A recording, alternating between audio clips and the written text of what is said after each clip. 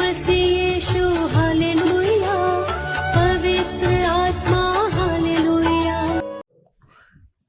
ఇదేంట్రా అయితే అరే నీ అబ్బా जीवन की ज्योति हालेलुया उद्धार करता हालेलुया ఎక్కడో చూసినట్టుందండి.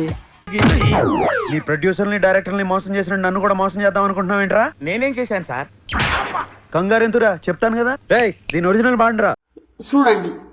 गंगणपतये नमो नमः श्री सिद्धि विनायक नमो नमः కానీ మీరేంటో మీ విధానాలేంటో ఇప్పటికి నాకు అర్థం అవరో బాబు. నా జీవితానికి ఏదైనా అసంతృప్తి ఉందంటే అది ఇదే.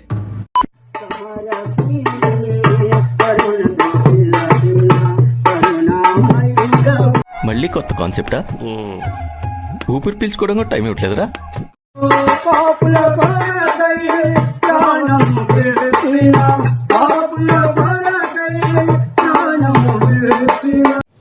అసలు మీకు ఈ ఆలోచన ఎలా వచ్చింది? నాకు ఈ ఆలోచన ఎందుకు వచ్చిందని అడిగే బదులు మీకెందుకు రాలేదని సిగ్గుపడండి.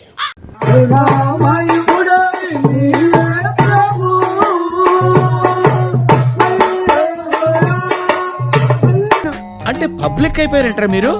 బరితెగించేశారా?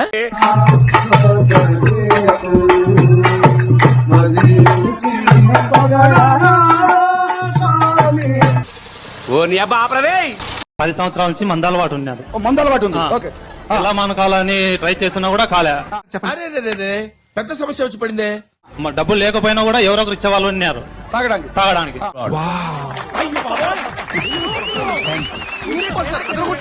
ఇప్పుడు ఎట్లా పిలుస్తాడు బా, నేను మళ్ళీ తాగడానికి అలవాటు పడతానేమో, ఇప్పుడు ఇక్కడ రాలేదేమో అనుకుంటాను. ఇప్పుడు అయన్నొద్దు, పాయింట్కి రా. ఇప్పుడు మీరు వాటర్ ఎత్తగానే అని చెప్పని ప్రార్థన చేసుకోండి.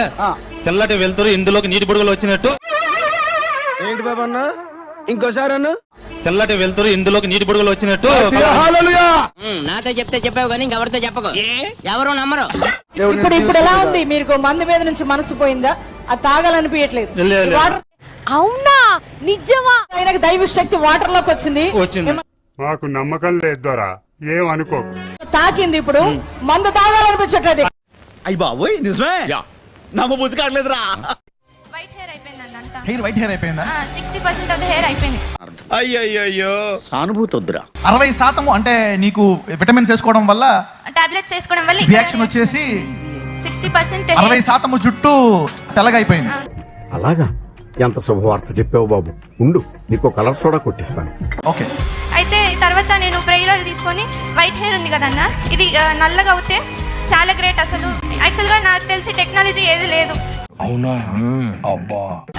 వైట్ హెయిర్ నల్లగా చేయడం ఇది దేవుడికే సాధ్యం అని చెప్పి రోజుకి ఒక చుక్క వేసుకుంటా ఉన్నాను. నా తల్లే ఒక 3-4 మంత్స్ నుంచి. అప్పుడు అందరూ అడిగేవాళ్ళు, ఏంటి నీ జుట్టు అంతా తెల్లగా ఉంది అని.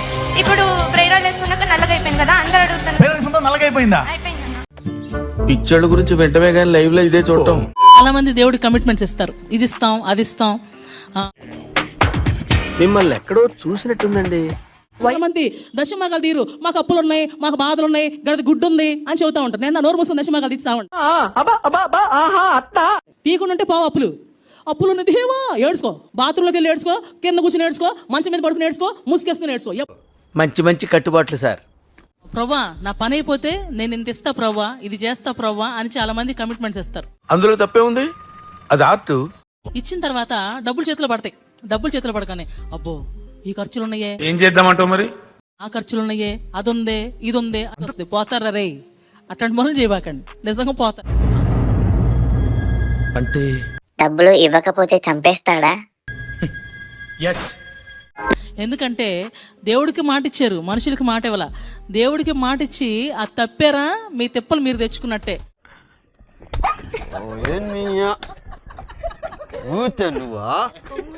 వెనకాల మీరు సపోజ్ 10,000 ఇస్తానని కమిట్ అయ్యారు అనుకో, ఇంటూ 4 40,000 ఎగిరిపోతాయి. In Jesus name.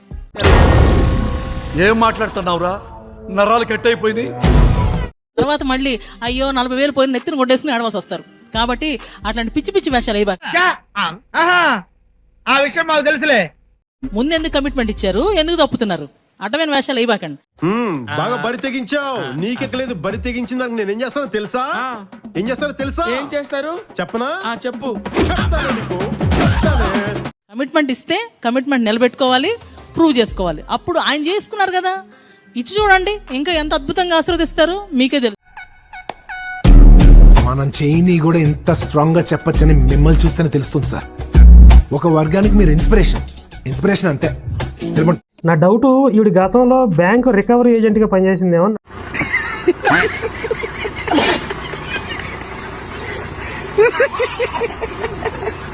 ఎట్లా వసూలు చేస్తుందో అండి. రే కడతావా? ఏంట్రా నాటకాలు ఎత్తనేంది? కట్టు, దేవుడికి లెక్క చెప్పాలి మామూలుగా. ఏంటండి అసలు ఇది వ్యాపారమా మతమా? అంటే అది ఇప్పుడు ఆడేదో కష్టంలో ఉండి ఓ 10,000 రూపాయలు ఈ పని అయిపోతే ఓ 10,000 దేవుడికి ఇద్దాం. దేవుడు తేరా చూస్తే మళ్ళీ ఇంకో పక్క ఆ పిల్లలకో కుటుంబానికి అది అవసరం వచ్చింది.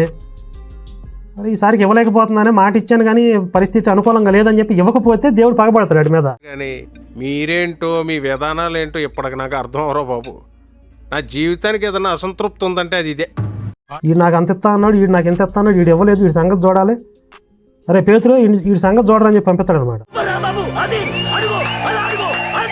అసలు దేవుడు అనే పేరుని ఎంత చండాలంగా చేయాలో, ఎన్ని రకాలుగా నాశనం చేయాలో అన్ని రకాలుగా చేస్తున్నారు. తెలియక అడుగుతున్నాను, ఇదో బతుక చెప్పండి. అరే నువ్వు నా 10,000 బాకీ ఉన్నావు, 10,000 ఇవ్వలేదు, నీ సంగతి చూస్తానని చెప్పి లెక్క రాసుకుంటాడు. వాళ్ళ దేవుడు పైన పరలోకంలో ఈ పరలోకంలో కూర్చుని ఆయన చేసే పనులు ఇయ్య.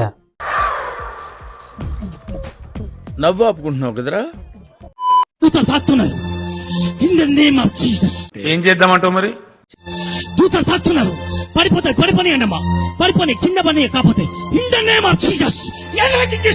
ఇప్పుడు అసలు ఏం జరుగుతుందిరా ఇక్కడ? తెలుసుకోవాలని ప్రయత్నించు, చచ్చిపోతావు.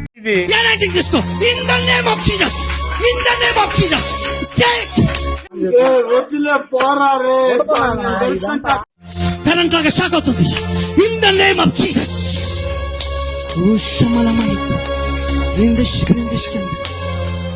నువ్వు బట్ట మాట్లాడబాకురా.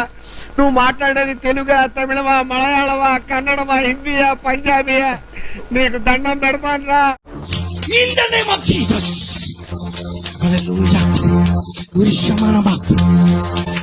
తీసుకో. In the name of Jesus. పిచ్చోళ్ళ గురించి వెంటనే కానీ లైవ్ లో ఇదే చూడటం. In the name of Jesus.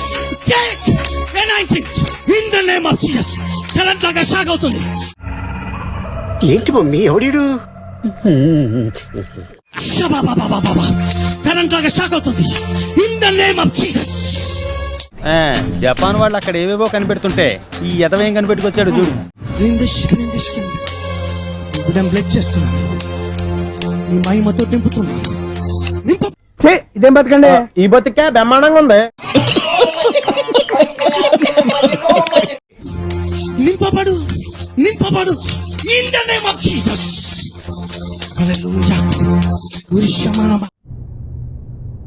ఎక్కడి నుంచి వస్తున్నారు రా బాబు మీరంతా? ఏం చేయడం లాట్ సార్. ఇంకా మేము వెళ్ళి రెక్స్ తీసుకుంటాం సార్. ఈ వీడియో నచ్చితే మీకు ఏం చేయాలో తెలుసు కదా. Like, share and subscribe.